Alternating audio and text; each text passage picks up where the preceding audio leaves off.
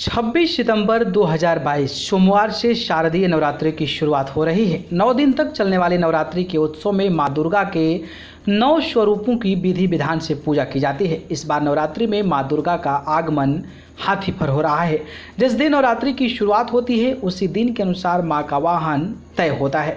इस बार अश्विन माह की नवरात्रि का शुभारंभ 26 सितंबर सोमवार से होगा और इसका समापन 5 अक्टूबर को है। शारदीय नवरात्रि अश्विन माह की प्रतिपदा तिथि को नवरात्रि की शुरुआत कलश स्थापना के साथ होगा। बात अगर मैं करूं नवरात्रि का पहला दिन तो प्रतिपदा तिथि आरंभ 26 सितंबर सुबह 3:24 से है। नवरात्रि का पहला दिन प्रतिपदा तिथि स्थापन जो है वो 27 सितंबर सुबह 3:08 से है।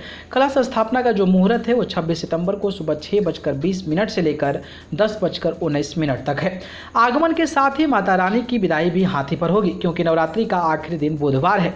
रवि और सोम को अगर माँ दुर्गा की विदाई होती है तो भैंसे पर जाती हैं, जो उथल पुथल रोग कष्ट का प्रतीक है। माता के आगमन के साथ मां दुर्गा की विदाई के लिए भी अलग वाहन तय होता है। यदि मां दुर्गा बुधवार या शुक्रवार को विदा होती है तो उनकी सवारी हाथी होती है। हाथी पर विदा होना शुभता का प्रतीक माना जाता है। हाथी पर आ रही हैं मां दुर्गा। देवी भागवत ग्रंथ के अनुसार वैसे तो मां दुर्गा का वाहन सिंह है, लेकिन इसमें भी बताया गया है कि हर साल नवरात्रि में देवी मां अलग अलग वाहनों पर सवार होकर धरती पर आती हैं। देवी के अलग अलग वाहनों पर सवार होकर आने से देश और जनता पर इसका अलग अलग असर पड़ता है। सोमवार या रविवार को घट स्थापना होने पर मां दुर्गा हाथी पर सवार होकर आती हैं। शनिवार या मंगलवार को नवरात्रि की शुरुआत होने पर देवी का वाहन घोड़ा माना जाता है। गुरुवार या शुक्रवार को नवरात्रि शुरू होने पर देवी डोली में बैठकर आती है।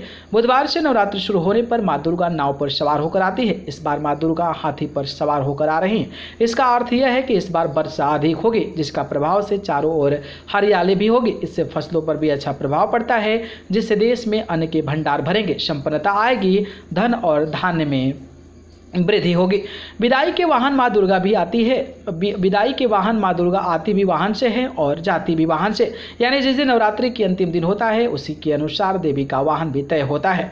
रविवार या सोमवार को देवी भैंसे की सवारी से जाती हैं तो देश में रोग और शोक बढ़ता है। शनिवार या मंगलवार को देवी मुर्गे पर सवार होकर आती हैं, जिससे दुख और कष्ट की वृद्धि होती है।